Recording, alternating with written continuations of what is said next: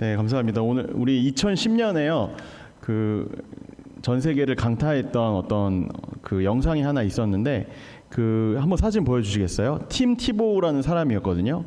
이 사람이 미식축구 선수예요. 미국은 지금도 그렇고 미식축구에 미쳐있는 나라입니다. 그래서 미식축구 선수들, 잘하는 선수들은 뭐 굉장한 스타가 되고 돈도 굉장히 많이 번다고 그래요. 그런데 그 중에서 이 팀 티보우라는 미식축구 대학생 선수가 어느 순간 너무 잘하게 되면서 스타가 된 겁니다. 그런데 이 팀 티보우라는 선수가 아이패치라고 하죠. 여기 이게 뭐냐면 태양을 보면 눈부시지 않게, 경기를 하다가 눈부시지 않게 하려고 눈 밑에다가 아이패치라는 것을 하는데 거기에다가 이러한 글씨를 새긴 거예요.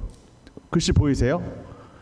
존 3:16 이렇게 되어 있죠. 요한복음 3장 16절 말씀을 이제 적은 상태로 플레이에 임했는데 이 선수가 너무 잘하다 보니까 이 요한복음 3장 16절이 대체 뭐냐라고 사람들 사이에서 회자가 되기 시작한 겁니다. 어쨌든 이 선수가 굉장히 플레이가 뛰어난 선수였기 때문에 이후에 대학을 졸업하고 나서 프로팀에 가게 됐는데 프로팀에는 이 아이패치에다가 글씨를 못 쓴대요. 그래갖고 글씨를 적는 대신에 이와 같은 세리머니를 했다고 합니다. 그래서 이게 옛날에 티보잉이라고 해갖고 굉장히 또 화제가 됐었는데, 아무튼 이게 자기가 요한복음 3장 16절 이거를 할 수 없는 대신에 요 행동을 한다 그래갖고 많은 학생들이나 어린 친구들이 이걸 따라하는 적이 있었습니다.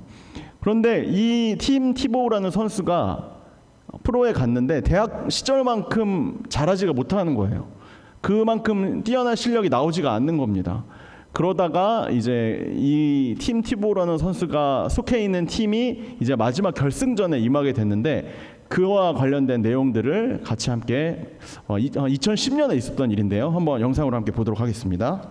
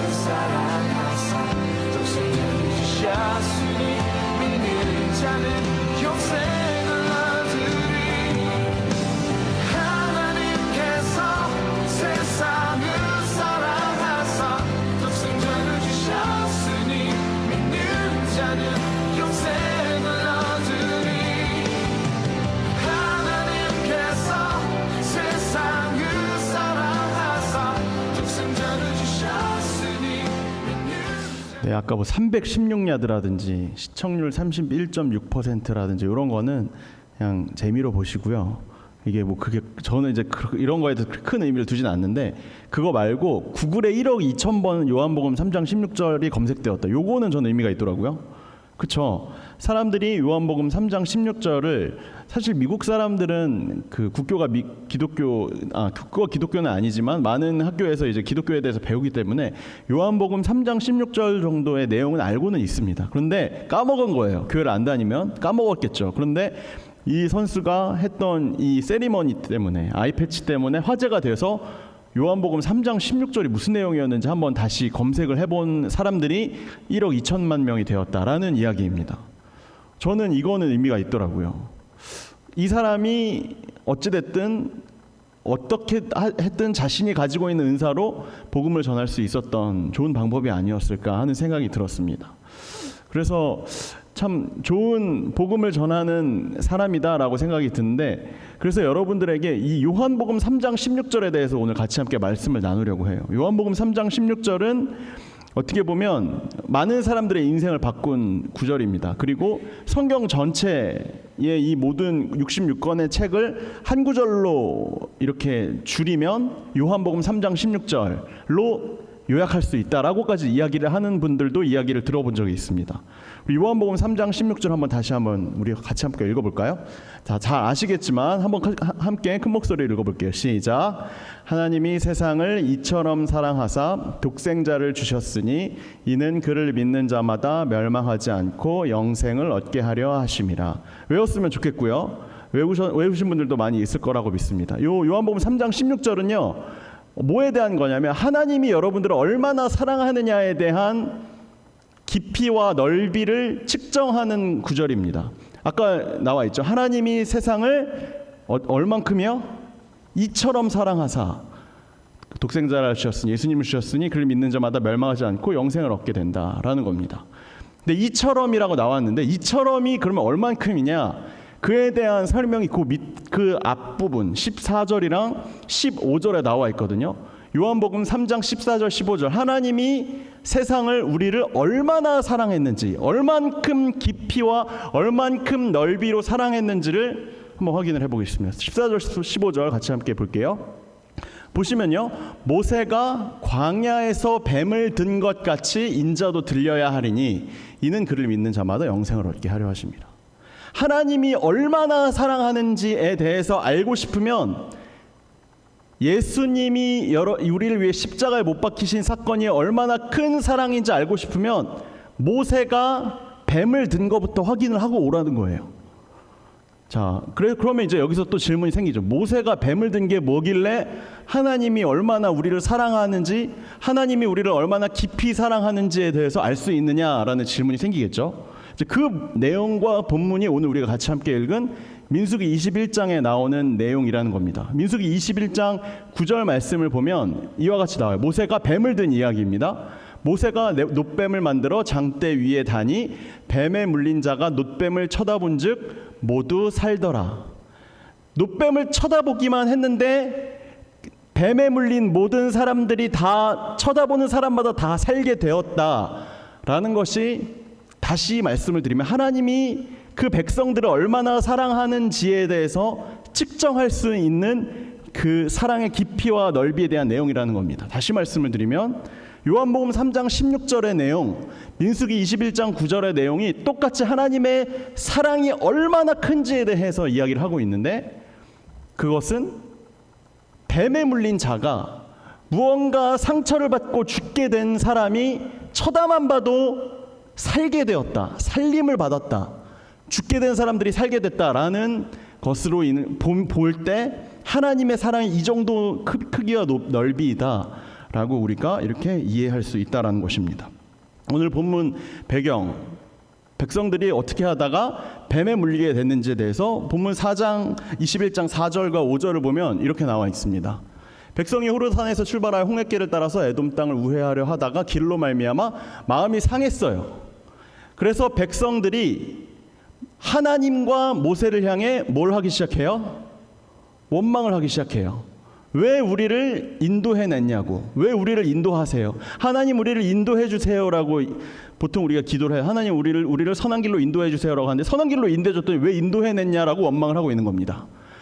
뿐만 아니라 우리의 마음이 이 당신이 주었던 하찮은 음식 때문에 우리가 너무 당신이 싫다, 하나님이 싫다라고 불평과 불만을 늘어놓는 장면이 21장 4절 5절에 나오는 내용입니다. 하나님이 하찮은 음식을 뭘 줬냐면요, 만나와 메추라기를 줬습니다. 매일매일 그들이 먹을 수 있는 일용할 양식을 줬을 뿐이에요. 배고프다 그래서 줬더니 처음에는 맛있다고 막 먹다가 왜 이딴 하찮은 음식들로 우리를 짜증나게 하냐라고 이렇게 이야기를 하는 것입니다.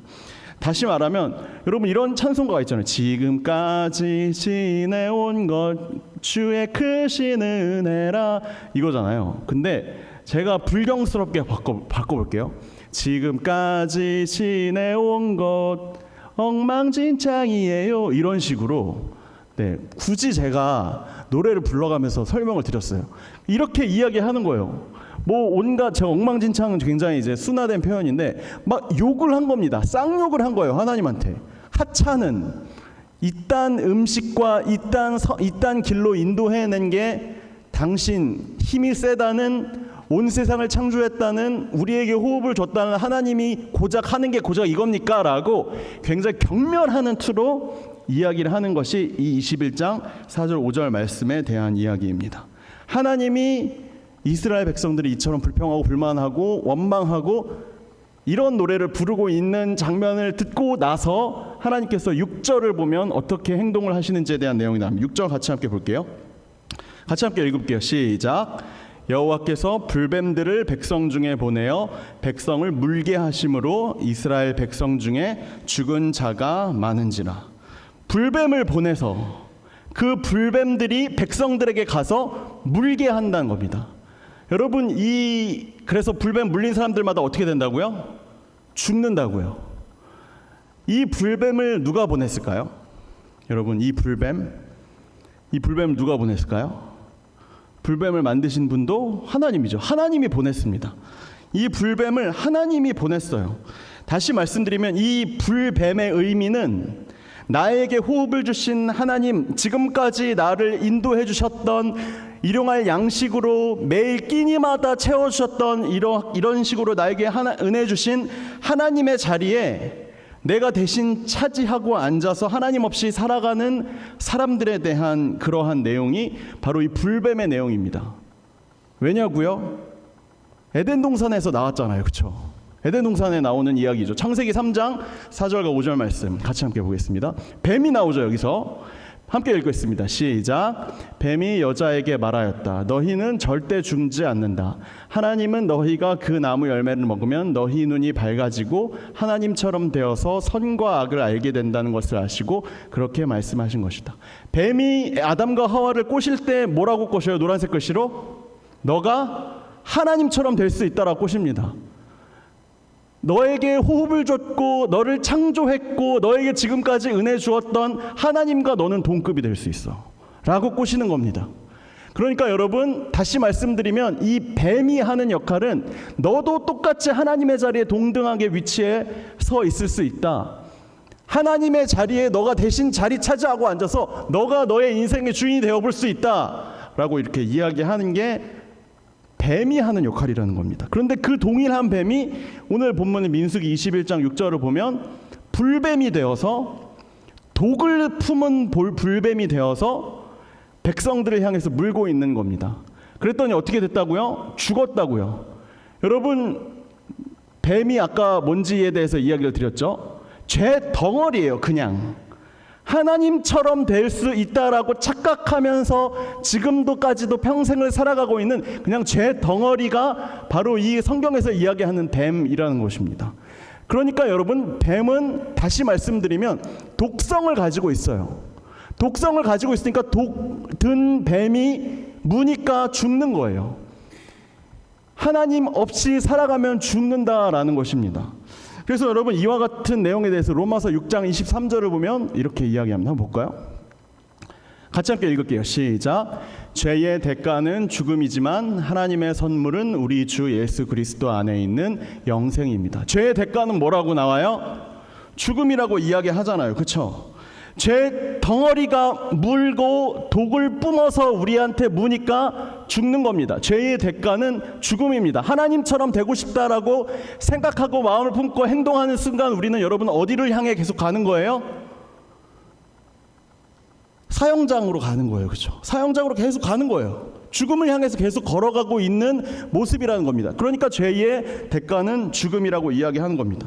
여러분, 이 이스라엘 백성도 마찬가지입니다. 하나님 없으면 얘네들도 죽어요. 굶어 죽어요.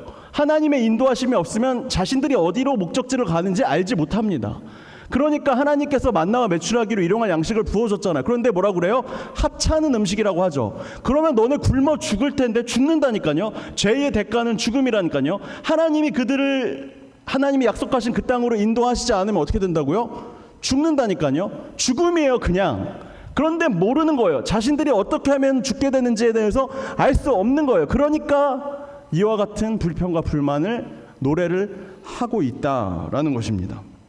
그래서 여러분, 제가 뜬금없지만 제가 여러분들에게 계속 강조하는 게 뭐냐면 큐티하라는 겁니다. 말씀 보라는 거예요. 왜 말씀 보라고 하는지 아세요? 여러분들에게 왜 매일 큐티하라고 하는지 아세요? 여러분들이 매일 큐티를 하고 있는지 안 하는지 제가 확인할 길이 없지만 여러분들이 매일 큐티를 하셨으면 좋겠습니다에 대한 이유를 말씀을 드릴게요. 요한일서 1장 10절 말씀이거든요. 같이 함께 볼까요? 같이 함께 읽을게요. 시작. 만일 우리가 죄를 짓지 않았다고 하면 우리는 하나님을 거짓말쟁이로 만드는 것이며 그분의 말씀이 우리 속에 있지 않은 것입니다. 이스라엘 백성들이 자신들은 죄가 없다라고 이야기하니까 그렇게 불평과 불만을 하는 거 아니에요, 그렇죠? 그거는 뭐냐면 우리는 죄를 짓지 않았어요. 하나님을 거짓말쟁이로 만드는 거예요. 다시 말씀을 드리면 하나님의 말씀이 그 사람의 마음속에 들어있지 않으니까 그러한 이야기를 한다는 것입니다. 죄를 깨닫지 못합니다. 내가 죄인인지 아닌지, 내 진짜 삶의 주인이 하나님이신지 아닌지를 깨닫지를 못해요. 어떨 때 하나님의 말씀이 내 마음속에 있지 않으면 여러분들, 내가 죄인인지를 깨닫지 못하고 내가 어디로 이끌림을 받는지에 대해서, 하나님이 나를 이스라엘 백성과 같이 옳은 길로 인도하여 주시고 선한 길로 약속한 땅으로 인도하여 주시지 알지 못해요. 하나님이 나에게 일용할 양식을 매일매일 공급해 주시는지 알지 못해요.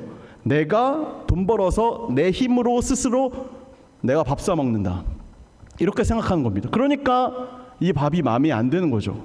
불평이 있는 거죠. 불만이 있는 거죠. 그러면 여러분 어떻게 된다고요? 죽는다고요. 죽어요, 여러분.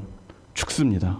성경에서 이렇게 이야기하고 있다는, 죄의 대가는 죽음이라고 분명히 이야기하고 있다는 겁니다. 불뱀에 물려서 자신들이 죽게 된다는 사실을 깨닫게 되자 그 다음부터 이스라엘 백성들이 회개를 하기 시작합니다. 얼마 지나지 않아서 바로 다음 절 21장 7절에서 이렇게 이야기합니다. 같이 함께 볼게요. 함께 읽겠습니다. 시작. 그러자 사람들이 모세에게 와서 우리가 하나님과 당신을 원망하여 죄를 지었습니다. 제발 여호와께 기도하여 이 뱀들을 없애주십시오 하고 애걸하였다. 그렇잖아요, 그렇죠? 하나님이 이야기해 주니까 바로 꼬리 내리잖아요. 저희는 죄인입니다. 하나님의 말씀을 들으니까, 뱀에 물리니까 알게 되는 거예요. 우리는 진짜 처절한 죄인이구나. 내 인생의 주인은 나였구나 라는 사실을 깨닫게 된 겁니다. 그렇게 되니까 하나님, 우리 좀 불쌍히 여겨주셔서 이 뱀들을 좀 어떻게 해결해 주십시오 라고 애걸하고 있는 것이 본문 7절에서 이렇게 이야기하는 겁니다. 그러자 하나님께서 해결책을 주십니다. 모세를 통해서. 그렇다면 지금 너희들이 알고 있는 그 뱀을 막대기에다가 매달아서 세워놔라 라고 이렇게 명령을 합니다. 어떻게 해요? 죽게 생겼는데 해야죠. 하라는 대로 지금부터 하기 시작합니다. 그래서 9절을 보면 그들이 순종하고 있는 것을 볼 수 있습니다. 9절 볼까요? 함께 읽을게요. 시작. 모세가 놋뱀을 만들어 장대 위에 다니 뱀에게 물린 자가 놋뱀을 쳐다본즉 모두 살더라. 아멘. 여러분, 여기에서 매달린 게 뭐예요? 매달려 있는 게, 나무 막대기에 매달려 있는 게 뭐예요? 뱀이죠, 그렇죠? 여기서 보면 놋뱀이라고 나와 있는데 하나님이 그 뱀의 형상을 그대로 나무 막대기에 매일 보고 뱀에 물린 사람들이 다 그것을 쳐다보아라 라고 이렇게 이야기합니다. 여러분, 이 매달려 있는 뱀, 매달려 있는 이 불뱀이 뭐냐면요, 무슨 의미냐면요, 야, 니네가 불뱀이야 라고 하나님께서 메시지를 주는 겁니다. 야, 니네가 물린 그 불뱀이 바로, 너희들이 바로 불뱀이라는 것을 니네들이 쳐다보면서 깨달아라 라고 하나님께서 교보제로 보여주시는 것이 이 나무 장대에 매달려 있는 불뱀의 의미입니다. 하나님의 자리에 내가 주인으로 대신 차지하고 앉아서 내가 가지고 있는 정욕과 탐심 가득한 내가 죄 덩어리이구나, 나는 저렇게 불뱀에 불과한 존재이구나, 뱀처럼 죄 덩어리로 살아갈 수밖에 없는 게 지금 현재 나의 모습이구나 라는 것을 그 자리에서 불뱀에 물린 사람들이 깨달고 쳐다볼 때마다 어떻게 돼요? 살더라라고 이야기를 하잖아요. 내가 죄인임을 깨달은 순간 그 다음부터 살게 된다. 그 독성으로 가득 차 있는 그 사람의 몸에, 죄로 가득한 그 사람의 몸이 깨끗이 치유함을 받고 살려지더라, 살아나게 되더라 라고 이야기하는 겁니다. 다시 말씀드리면 이 나무 장대에 매달려 있는 이 뱀의 의미가 뭐냐면 너 자신을 알라입니다. 너가 어떤 존재인지 깨달아라. 이 뱀을 보고 너는 뱀이야. 뱀이나 크게 다를 바가 없어. 뱀에 물렸다고 아파하고 있지. 너도 사실 뱀이었거든. 그런데 너는 지금 뭘 하고 있니? 라고 하나님께서 그 불뱀을 통해서 이야기하고 계시는 겁니다. 내가 얼마나 하나님 앞에서 철저한 죄인인지를 깨닫는 순간, 그리고 내 인생의 진짜 주인이 하나님이시라는 사실을 그 자리에서 깨닫는 순간 우리가 살 수 있다라는 것입니다. 그래서 갈라디아서 5장 24절을 보면 바울이 이렇게 이야기합니다. 함께 같이 읽을게요. 시작. 그리스도 예수의 사람들은 육체와 함께 그 정욕과 탐심을 십자가에 못 박았느니라. 여러분, 그래서 신약 시대로 예수님이 십자가에 매달린 의미가 뭐가 되냐면, 원래는 불뱀이 지금 매달려 있었잖아요. 그렇죠? 우리 자신이 거기에 매달려 있어야 돼요. 죄인이니까 거기에 매달려 있어야 되는데, 우리가 가지고 있는 그 독성으로 가득한, 정욕과 탐심으로 가득한 하나님의 자리에 내가 대신 차지하고 앉아있는 그 주인의식이 완전히 바뀌어져 버린 그 잿덩어리의 나의 모습이 사실은 내가 그 십자가 위에 매달려 있어야 하는데, 누가 대신 매달린 거예요? 예수님이 매달리신 거예요.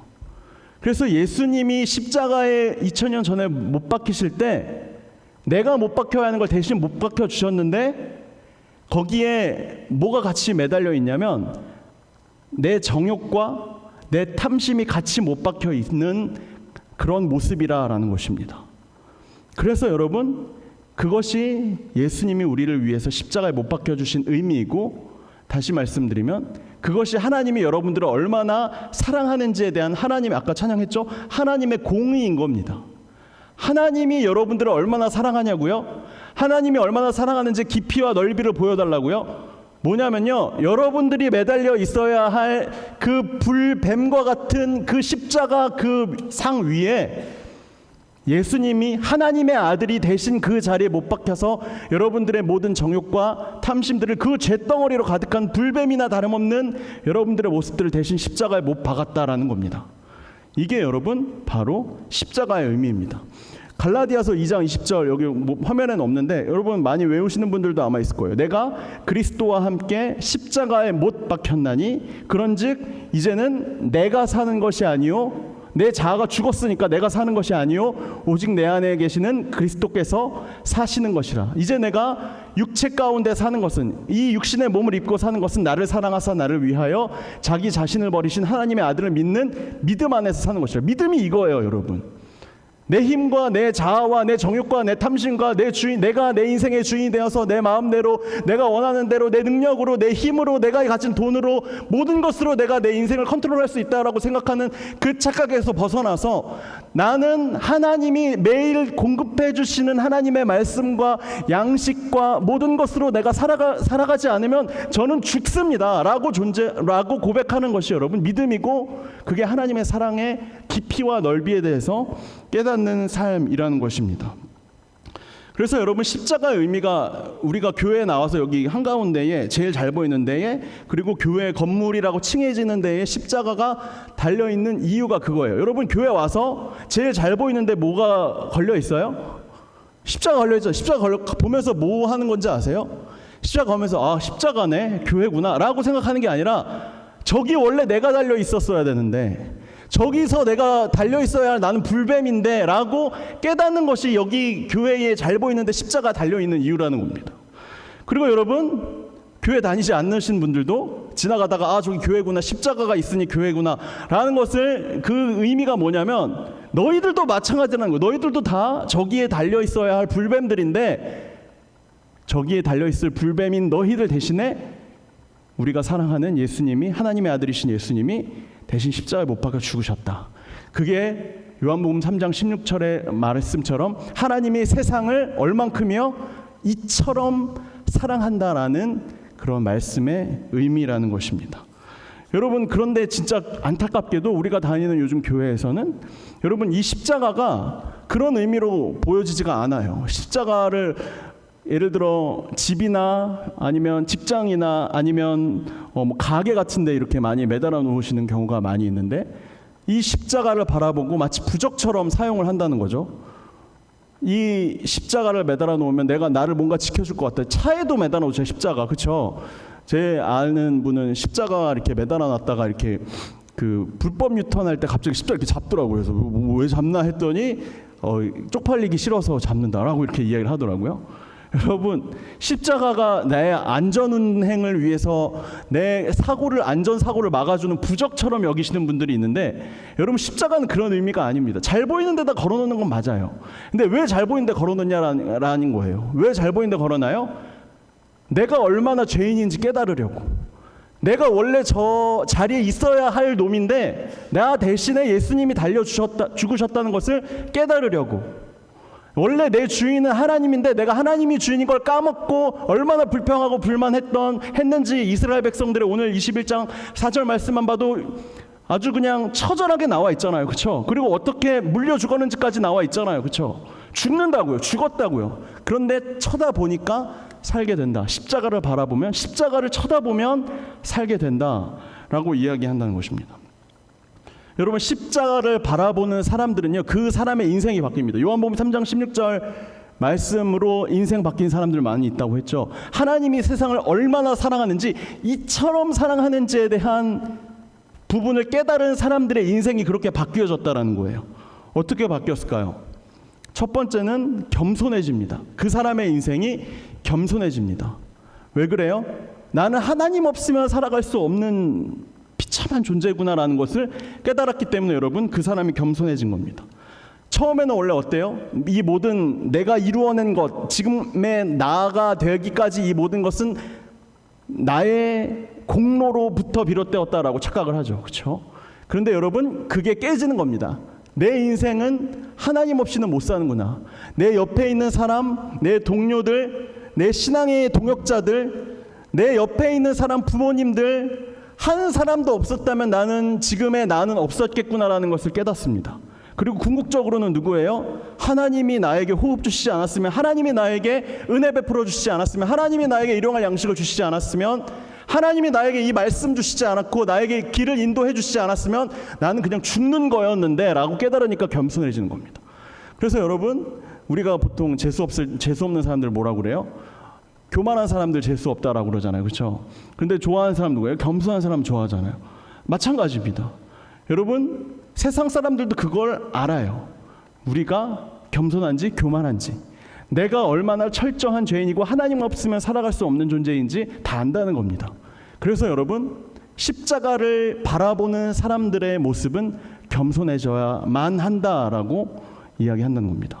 두 번째, 절망과 상처가 사라집니다. 여러분, 이사야서 53장 5절을 보면 예수님이 처절하게 십자가에 못 박혀 죽는 장면을 예언하는 장면이거든요. 한번 같이 함께 읽어볼게요. 시작. 그가 찔린 것은 우리의 허물 때문이고 그가 상처를 받은 것은 우리의 죄악 때문이다. 그가 징계를 받음으로 우리가 평화를 누리고 그가 채찍에 맞음으로 우리의 병이 나았다. 여러분이 나와 있죠. 허물이 사라지고요, 죄악이 사라지고 우리 가운데 평화가 다가오고요, 상처가 나음을 얻는다라고 이야기를 합니다. 절망이 사라지고 고난이 사라지고 아픔이 사라지고 내 안에 평안이 찾아옵니다. 예수 그리스도가 우리에게 주시는 평안. 그러니까 여러분, 내가 매일 기쁘게, 우리가 처음 찬양이었죠. 기쁨이 항상 넘치는 거예요. 항상 이 기쁨에 다른 사람보다 높은 상태로 항상 출발을 하는 겁니다. 디폴트 값, 시작이 달라지는 겁니다. 내 안에 예수 그리스도의 십자가, 그것이 항상 내 눈에, 내 시선에 항상 꽂혀 있는 사람, 예수님의 십자가가 항상 내 시선에 꽂혀 있는 사람은 기쁨이 넘친다라는 것입니다. 세 번째는 정체성이 달라진다는 겁니다. 여러분, 안타깝게도 여러분들이 대학교에서 졸업을 하고 난 다음에 여러분들의 모든 가치는 돈으로 매겨질 것입니다. 그렇죠? 연봉 협상을 하죠. 내가 얼마짜리인지를 매겨줘요.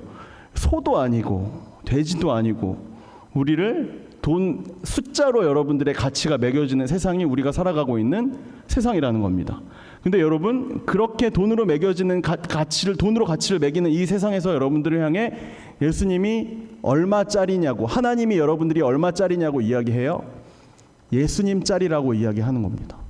하나님이 세상을 이처럼 사랑하사 하나밖에 없는 독생자 예수 그리스도를 너희들에게 주었다.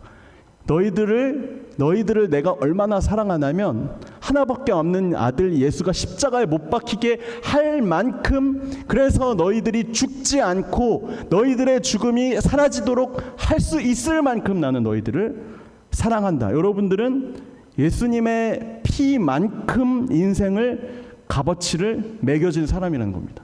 그러니까 여러분은 어떻게 돼요? 그러면 정체성이 달라지죠. 내 연봉에 따라서 내 정체성이 매겨지는 게 아니라 나는 예수님짜리다. 나는 예수님의 핏값만큼 살아가는 인생이다 라고 정체성이 바뀌게 됩니다. 여러분, 그러면 그 사람의 생활 태도가 바뀝니다. 내가 왜 살아야 하는지, 내가 어떤 식으로 살아야 할지, 내가 무엇에게 인도함을 받으며 살아가야 하는지에 대한 가치관과 사고방식이 달라진다는 겁니다. 여러분, 그래서 그 사람의 인생이 바뀌어지게 되는 겁니다. 그래서 여러분 왠지 아시겠죠? 요한복음 3장 16절이 왜 그렇게 많은 사람들의 인생을 바꾸었고, 요한복음 3장 16절이 1억 2천만 번이나 구글에서 검색이 되어야만 하는 이유에 대해서 여러분 아시겠죠? 그만큼의 가치가 있는 말씀이라는 겁니다. 하나님께서 여러분들을 이처럼 사랑하십니다. 하나밖에 없는 아들 예수 그리스도를 여러분들에게 보내고 십자가에 못 박혀 죽게 함으로, 여러분들이 그래서 이 십자가를 매일 바라보며 나는 얼마짜리 인생인가, 나는 어떤 정체성으로 살아가야 하는가, 나는 어떻게 상처에서 나음을 얻게 되었는가, 그리고 나는 어떻게 예수님처럼 겸손하게 살아야 하는가에 대한 부분들을 여러분들은 이 요한복음 3장 16절의 말씀을 통해서 깨달을 수 있다라는 것입니다. 여러분들 뭘 쳐다보고 살아가십니까? 여러분들은 지금 내 시선에서 가장 자주 보이는 물건이 뭡니까? 여러분 십자가 자주 바라보고 사세요? 예수님의 십자가 여러분들의 마음 가운데 완전히 뿌리 박혀 있습니까? 십자가 안 바라보고 여러분 어떻게 사시려고 그러세요? 죽는다 그러잖아요, 그렇죠? 여러분 혹여나 십자가를 바라보는데 십자가가 흐릿하게 보인다면 여러분 눈곱을 떼세요. 여러분들의 이 십자가를 향해서 바라보게 하는 장애물들이 있다면 치우세요. 죽습니다. 십자가를 바라보아야 여러분들이 살 수 있다라는 것입니다. 여러분 같이 함께 찬양했으면 좋겠는데, 그럼 뭐 잘 아는 찬양이에요. 다 잘 아는 찬양인데, 여러분들 이 찬양의 가사를 여러분들이 계속해서 묵상하시면서 여러분들의 시선이 지금 어디에 있는지를 한번 점검해 보시면서 찬양했으면 좋겠습니다. 여러분들은 지금 뭐에 가장 관심이 많으십니까? 여러분들의 인생을 지금 내 머릿속을 꽉 채우고 있는, 다스리고 지배하고 통치하고 있는 것은 무엇입니까? 여러분이 져야 할 십자가를 대신 지신 예수님, 여러분 그 분의 십자가가 여러분들의 삶의 깊은 곳에, 뇌리에, 여러분들의 가슴 깊은 곳에 박혀 있었으면 좋겠습니다.